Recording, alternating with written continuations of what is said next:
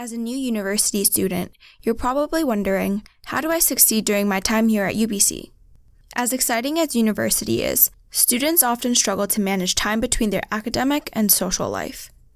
With responsibilities and commitments piling up, effective time management is as important as ever to your overall well-being. According to the Center for Teaching and Learning at Princeton University, good time management can help reduce stress levels, increase productivity, and create more room for other opportunities. Therefore, by developing healthy time management behaviors, it can set you up to succeed in juggling all your responsibilities. But time management is not something that can be learned overnight. It's a long and difficult learning process, so let's look at some strategies that will help you succeed. First, ask yourself, what do you do to manage your time? Have your current methods benefited you? If not, what are the areas that could be improved upon? Keep these questions in mind. It may be useful when going through the rest of the video.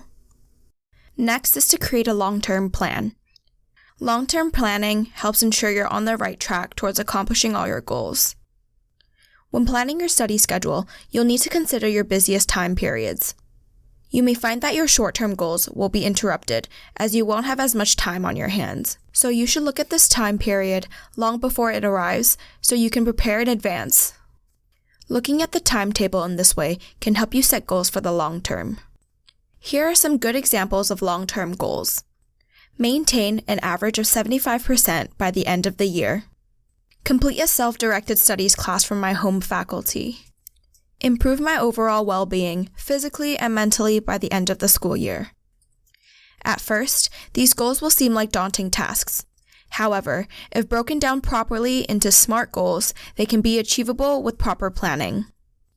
SMART goals ensure that your goals are specific, measurable, attainable, realistic, and time-bound. This leads us to our next step, which is short-term planning. Short-term planning is an amazing way to keep yourself accountable to your long-term goals. So instead of tackling a huge goal all in one go, it's easier to take small steps towards achieving your long-term goal. Always remember to recognize your small achievements so you don't lose motivation. You can set short-term goals on a weekly basis, a daily basis, or even both. Setting short-term goals can really help build a structure to your day. Let's look at how you break down your long-term goals appropriately. For example, let's take one of the goals mentioned earlier. Maintain an academic average of 75% by the end of the year. Some examples of short-term goals would be: after each class, take at least 1 hour to review material that was covered in class that day. When reviewing new material, come up with 1 to 2 questions to ask the professor in the next class. Throughout your goal planning process, it is important for you to know how you spend your time. To do this appropriately, you will need time awareness. Tracking your time may sound tedious, but it's as easy as making a quick note every hour on how you spend your time. For those who are feeling extra motivated, you can take it a step further by making a table with 2 columns. The first column is where you write down how you think your day will go. The second column is where you'll write down how your day actually went. This method of tracking time will allow you to visualize how effective your day really was.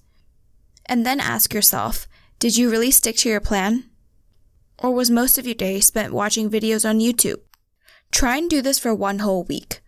And then group similar activities together into categories such as work, study, sleep, travel, and recreation.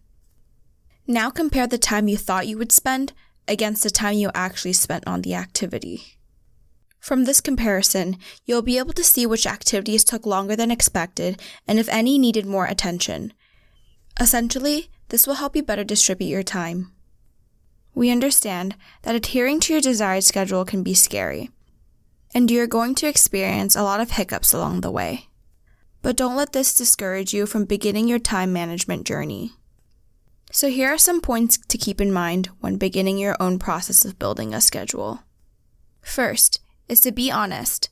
You are the only person that knows how you will utilize your time the best. Don't try to compare what you're doing to what someone else is doing, because what works for someone else might not work for you. Second is to be realistic. Don't schedule yourself 3 to 4 hours of studying when you know you can only focus for 1 to 2 hours. And if you know you'll be going to that party everyone's been talking about, don't schedule a study session at the same time. Third, be flexible. If your plans unexpectedly change, don't stress about it. Take note of it and do your best to make up for it later. And remember to alter your schedule to make up for the lost time. Fourth, remember to schedule in personal time. Students often forget to take time for themselves, but personal time is just as important as your other commitments. So remember to block off those times for relaxing, whether that is taking a nap, reading a book, or going for a run. Without taking time off for yourself, you're more likely to burn out and follow through with your schedule. 5. Be patient and stick with it. It'll be difficult to stick with your plan right away, especially if this is new to you. But start small and give it some time. For example, start with goals like going to bed and waking up on time, then work your way to bigger tasks.